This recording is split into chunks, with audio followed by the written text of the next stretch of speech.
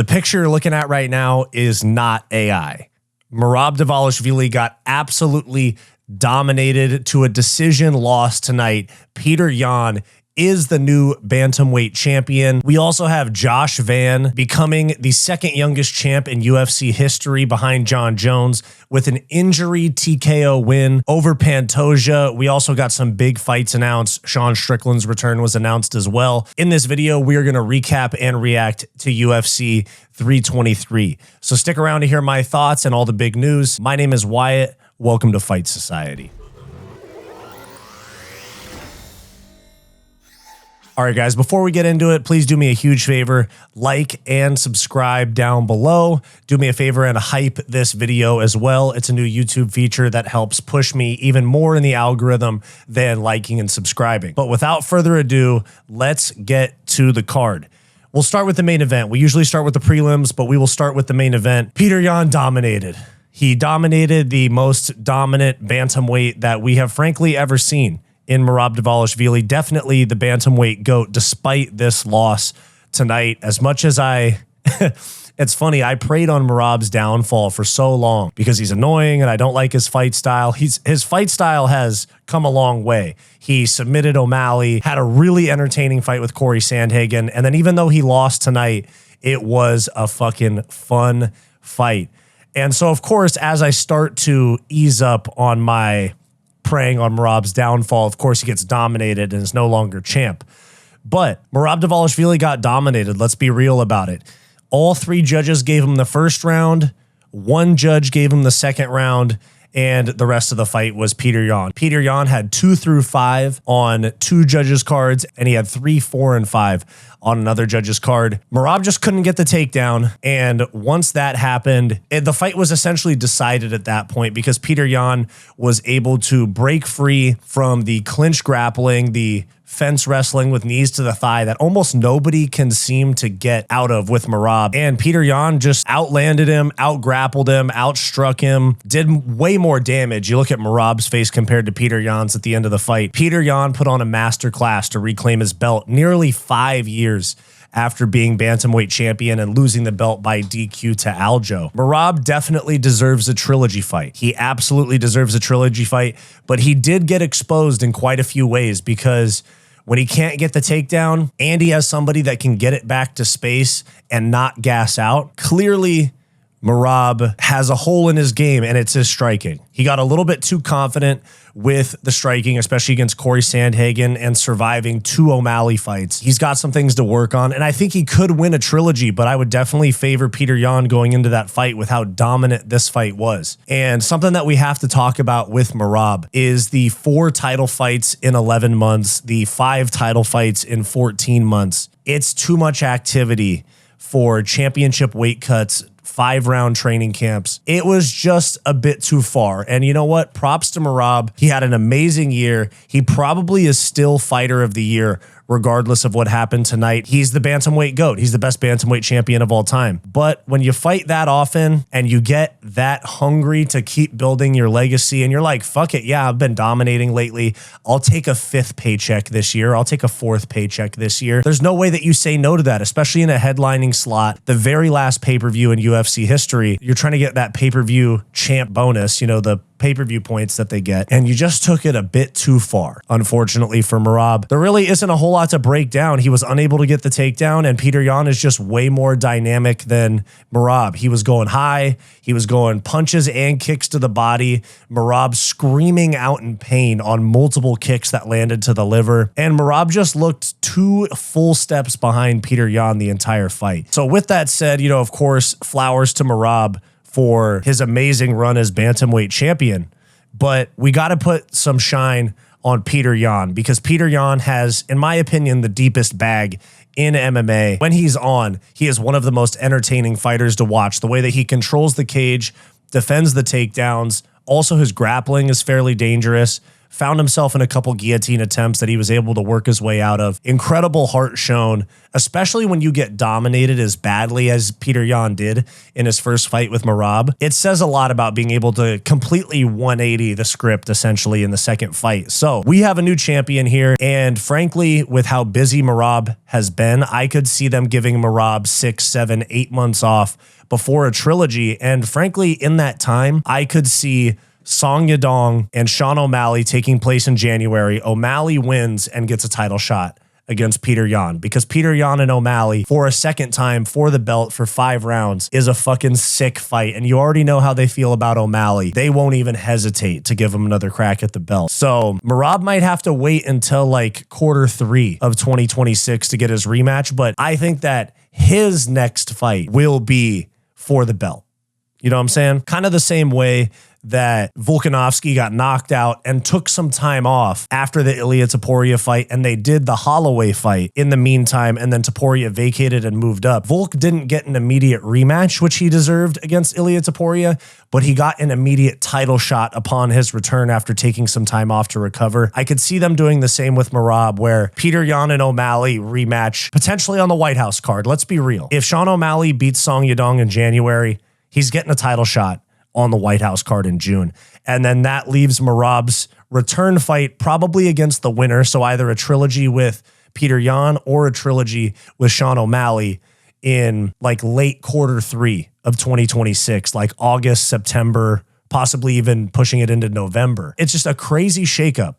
A crazy shakeup that was unexpected. Merab was almost a -500 favorite. And hey, this is what happens. Divisions need this for parity, because the bantamweight division was starting to look dead, where you got an Umar rematch coming up or an O'Malley trilogy, and they were just doing a Petr Yan rematch that was supposed to be dominantly in Merab's way. Quick break. If you're loving this video and you want more from Fight Society, click that join button down below to become a channel member today, where you'll get access to members-only live streams, behind the scenes vlogs, and all the unfiltered stuff that we don't post to the main channel. Back to the video. Moving down the card from there, one of the most gruesome injuries that I have seen, graphic warning on this picture right here, one of the most gruesome injuries that I have seen, and it happened in what was supposed to be such a sick fight. Josh Van versus Pantoja scrapped for 26 seconds, and it was shaping up. I know it was only 20 seconds, a very small sample size, but it was shaping up to be an all-time flyweight title fight. Both of them came out, Van throwing heavy boxing combos, Pantoja chopping away at that low kick. Basically what happened was body kick from Pantoja gets caught by Van, or a head kick from Pantoja gets caught by Van, and he goes for a sweep here.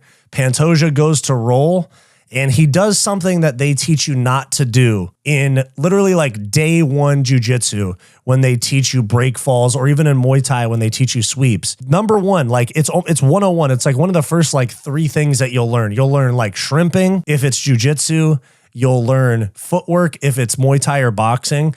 And right after that, they say, don't reach for the floor on the way down. Or at least my gym was like that. It was like my second or first jiu-jitsu class. They said, if you get taken down, don't reach for the floor, break fall. Pantoja unfortunately reached for the floor, and you see right here, brutal elbow dislocation. Sucks. There's really not much else to say. I mean, Josh Van came out aggressive, and Pantoja was a dominant champion. This would have been his 4th title defense if he won. They're definitely going to run it back, but Pantoja is going to have a long road to recovery. I was mistaken. I remember watching it. I thought, oh yeah, they'll just pop it back in place, let the inflammation go away, and he'll be back in 3 months. Apparently, this is a major injury. As bad as it looked, I know, crazy, right? Apparently, this is a major injury, and he's going to need some time. So what they very well could and should do is take Tatsuro Taira, because he got a very questionable early stoppage win over Brandon Moreno in round 2 of their fight. They do Josh Van versus Tatsuro Taira as the co-main event to Volk versus Diego Lopez in Australia in February. It's a good fight. It'll help stack that card a little bit more. Then Pantoja, summer of next year, gets his shot back at the belt, whether it's against Taira or against Josh Van, whoever wins that fight. But I think we got to get this injury, change of hands of the title out of our system really quickly. Josh Van, Tatsuro Taira, co-main event to UFC 325. It's in literally 2 months. It's like 7 weeks from now. Put them on that card, and it'll help aid the card a lot because they did announce quite a bit of fights for UFC Australia, UFC 325. They announced, of course, Volkanovski versus Lopez rematch as the main event, but on the broadcast tonight, they announced Dan Hooker versus Benoit Saint-Denis as the co-main event. And if you ask me, this is paramount. 1.1 billion a year. And we're getting Hooker, who literally just got finished in a round and a half by Arman Sarukian. And Benoit Saint-Denis, sure, he's fun to watch, and this is going to be an insane fight, but this is a weak co-main event. And then, of course, a very sick fight got added to the card. Mauricio Huffy against Rafael Fiziev. Sick striking matchup. This will be one of the cleaner striking matchups that we will see, and it's going to be a fucking car crash. Same with this fight. And they also announced the return of Tai Tuivasa, who hasn't fought in roughly 3 years. He was over 300 pounds just a few months ago. He's locked back in. He's training in Abu Dhabi, I think, and he's going up against Talashin Teixeira on this same card. They have 4 main card bouts announced already. Tuivasa versus Teixeira, Fiziev versus Huffy, Hooker versus Benoit Saint-Denis, and then, of course, Diego Lopez versus Volkanovski in the main event. I think you just throw Van and Tatsuro Taira in there as the co-main event. There's your main card. A really good card, especially considering that it's the lesser of the 2 cards that they're doing back-to-back to open the Paramount deal. So that's what I think they should do. And then, of course, Tatsuro Taira, frankly, a terrible stoppage. I would say that Brandon Moreno won the first round. Very uneventful, but I think Brandon Moreno won the first round, whereas Tatsuro Taira won in shitty fashion. And Brandon Moreno right here was saying, really, to Mark Smith, and you see Mark Smith's face, knowing that he fucked that up. Frankly, knowing that he fucked that up. Moreno deserves a big fight. Fight night main event. He didn't really take any damage. I think you have a main event in Mexico. They're doing Mexico City on February 28th. Put him on that card as the main event. Doesn't really matter against who. Just a lot that we got to get out of our system in the flyweight division, from a title fight to also Brandon Moreno getting not a rematch, but just running it back quickly to get that out of his system. Before that, on the main card, Peyton Talbot, I got this fight wrong, and Peyton Talbot dominated Henry Cejudo. Henry Cejudo had a bad weight cut. He got taken down as an Olympic gold medalist 2 times by a guy that just got out-wrestled by Hayani Barcelos 11 months ago. So Henry retired. Respect to him. One of the better combat sports athletes in history. I'm not going to say he's like some combat sports GOAT or anything like that, but he's up there. Olympic gold medalist, 2-division UFC champion. He's a legend and a future Hall of Famer. Peyton Talbot's in the top 10 now. I guarantee you they're going to be looking at a fun matchup for him, like a Rob Font, or maybe they even do Raul Rosas Jr. trying to break into the rankings. Peyton Talbot versus O'Malley sometime down the line is a sick fight. And who knows, maybe they do Talbot versus Sandhagen. That's a fun fight. But Henry was just outsized. Very, very fun fight. A fucking war. But outsized, outgunned, out-cardioed, out-length. There was just, everything was stacked against Cejudo. He's very clearly a career flyweight that just didn't want to cut the rest of that weight because he is a tiny bit soft in the midsection. He should be at flyweight, but he's retired now. Henry Cejudo, respect to him, but one of the bigger career fumbles in UFC history, with the kind of half retiring,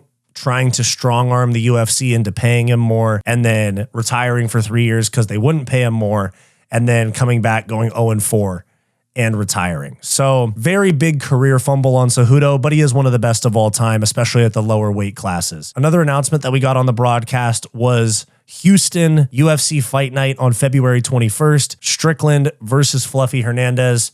The winner of this fight will absolutely fight the winner of Khamzat Chimaev and Nasruddin Imavov, which will likely happen in April, May, or June of next year. I assume it'll be in the Middle East, Abu Dhabi, Saudi Arabia, something like that. But this fight is a #1 contenders fight, no doubt about it. Sean Strickland came out a couple days ago and he said that they offered this fight for Australia, but neither him or Hernandez wanted to fly to Australia and essentially give up half of their paycheck because that's how steep the taxes are in Australia. So they're doing it in Houston as a 5-round main event. Fucking sick fight. Both of these guys, insane cardio. My early pick, I'm probably going to take Fluffy Hernandez by decision in a very dominant way, especially if it's the Sean Strickland that we saw in the DDP rematch. Moving on with the rest of the card, we got a Bogdan Guskov versus Jan Blachowicz draw. that was very, very uneventful, unfortunately. A little bit of a back and forth fight, but a draw. They're going to have to run it back. Or they do like Jan Blachowicz versus Ankalaev because they had a draw like 2 years ago. Down to the prelims, we have Manuel Torres sleeping Grant Dawson in round 1. I did pick him to win this fight. I picked him by decision. Very good performance. He's in the top 15. We're starting to see some movement in the top 15 at lightweight because Poirier's retired. Gaethje's probably 1 or 2 fights from retirement. Oliveira and Holloway don't have a ton of time left. Chandler doesn't have a ton of time left. So we're starting to see a little bit of a turnover. Paddy Pimblett in a title fight. Manuel Torres in the rankings. Mauricio Huffy in the rankings. We're starting to see quite a bit of a switch up. Manuel Torres will probably get like a Renato Moicano in his next fight. I could see them doing that as a co-main event in Mexico City. Moicano versus Torres, like number 11 versus number 13 at 155. Co-main event in Mexico City, given that that's where Manuel Torres fights out of. Unfortunately for Terrence McKinney, he came out strong, nearly got a finish, and Chris Duncan survived and got a Darce choke in round 2, if I'm not mistaken, potentially round 1. I can't remember. Terrence McKinney, fight of the night type of performance, almost every single time out, and he has never gotten a UFC bonus. Unfortunately for him, he puts himself on the line like that to put on such a crazy type of entertainment for the UFC fans, and a lot of dollars left on the table in terms of fight night bonuses that Terrence McKinney hasn't gotten. But Chris Duncan, finish win over Terrence McKinney. Maybe they even have Grant Dawson because Grant Dawson will probably drop to 13 or 14. I think Dawson versus Duncan makes sense. I even think Manuel Torres and Chris Duncan makes quite a bit of sense as well. Make Torres defend his new ranking. Terrence McKinney came out like a berserker in round 1, or like the first 2 minutes of round 1. Got hurt, got choked. Faris Yam, I got this one wrong, defeats Nazim Sadikov with a TKO at the end of round 2. Very clean stoppage, although he protested the stoppage right here with Jason Herzog. Very solid stoppage. I mean, this was fair. Whereas Moreno versus Taira, bullshit, jump the gun type of stoppage. But this was right. And now you have 6-fight win streak, Faris Yam. Fuck it. He even deserves a top 15 guy at 155. It's crazy how stacked that division finds a way to stay because guys start retiring and now we have these new stars coming up that are breaking into the rankings as well. So 155 is in really good hands. Faris Yam, maybe give him Moicano, maybe give him Torres or Dawson, or maybe the loser of Huffy and Fiziev, something like that, but he deserves a ranked guy. Bruno Ferreira, 29-28 on all 3 cards. Frankly, a bullshit thing all the way around because Marvin Vettori fought hard. Bruno Ferreira misses weight by 3 pounds, not even close, and you can see very soft and jiggly in the midsection compared to Vettori, so he's got to get his diet and his discipline right because he looked like shit. Marvin inching his way out of the rankings, unfortunately, especially after having fought for the belt in like 2021 or 2022. Lost his brother via a car accident, I believe, earlier this year, and now he's got this loss added to it. I like Marvin Vettori. He's not the most talented guy in the world, but he's tough, and he gives us really, really fun fights. So Marvin Vettori probably out of the rankings come Tuesday, and Bruno Ferreira, we'll see because he missed weight by 3 pounds. I don't think that you can just give somebody a ranking when they didn't even come close to making the limit for the weight class. So good win for him, but the optics of it are not good. So we move on from there to Jalen Turner coming out of retirement, absolutely busted up Edson Barbosa, round 1 TKO, exactly what I expected. Turner's a former welterweight. Edson Barbosa is a former featherweight. They're, down a weight class for Turner, up a weight class for Barbosa, and they looked 2 weight classes apart in the cage from a size standpoint and also just the way that Edson Barbosa was responding to Turner's shots. It was not good. He got busted open early with a punch, and then really just anything, whether it was a jab or a power shot, like a kick to the body, uppercut or hook to the head, jab or power shot, Barbosa did not respond well, and he got finished. It was really honestly sad to see. I think it's time to look at retirement for Edson Barbosa. He takes a lot of damage in his fights, and he's lost several times in a row in fairly brutal fashion, whether it be a 5-round domination where he just gets the shit kicked out of him, like the Lerone Murphy fight, or here where he gets KO'd. So hell of a career for him, but it's time to hang it up for sure. Jalen Turner, probably going to get a ranked opponent. He was in the rankings when he retired. Still another guy to throw back into the mix at 155. It's crazy how stacked that weight class is. We move down, one that I got wrong. One of the craziest fights that I have ever seen. It was like a minute and a half, minute and 40 seconds about. Ivo Aslan gets dropped by Ivo Baranuski 4 times. Baranuski got dropped once or twice on his own. Frankly, just a skilled bar fight. Like, these guys were really going at it. Ivo Baranuski, I thought, you know, given that he had weak regional comp, was not going to be able to withstand Aslan's early onslaught, but he KO'd him early. So Ivo Aslan, frankly, I don't rate him much at all. The only thing that I really remember about his fights is how crazy his gyno is. Like, he literally has tits. Now he's 1-4, 2-3, something like that in the promotion. He might be looking at getting cut with one more loss, but Baranuski very well could be getting fight night bonus here because sick knockout, probably fight of the night. There was a lot of contenders for fight of the night, but very good addition to the 205 weight class, a weight class that is desperately lacking talent. Second fight on the card, Mansour Abdelmalik. With a standing guillotine, he's undefeated, beat Antonio Tricoli so quickly, so easily. Tricoli looked like he shouldn't even have been in there with Mansour Abdelmalik. Abdelmalik, from what DC was saying about him on the commentary, seems like a cool-ass dude. And he's really talented, takes his career seriously. I think he's a big star at middleweight. On the other hand, Antonio Tricoli said just 2 days ago, because he won 200 grand in a poker tournament or something like that, he said like 2 days ago that he considers himself a professional poker player that happens to fight in the UFC, which I think is a terrible mentality when you're putting your health and long-term safety on the line to fight in the UFC. It can't be a side gig, just from a commitment standpoint. If you're making 200K in a poker tournament, just go do that. You literally don't even consider yourself a fighter. You said you're a poker player that fights. So for him, I definitely would say to move on. I mean, frankly, Antonio Tricoli has just had so much fuckery since he's been in the UFC. He was a walking punching bag against Shara Magomedov. And then I don't know if he's still dating Mackenzie Dern, but he was.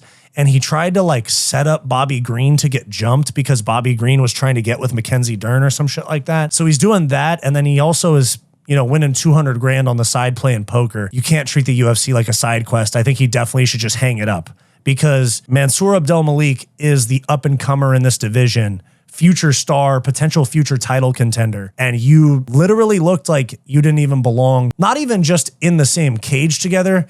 Tricoli didn't even look good enough to be in the arena that night, if we're being honest. So move on, go make money playing poker. Stop getting beat up by guys a lot better than you and taking brain damage when you're not committed. The opening fight of the night, I picked Muhammad Naimov. He got TKO'd by Myron Santos. 4-0 in the UFC at 25 years old.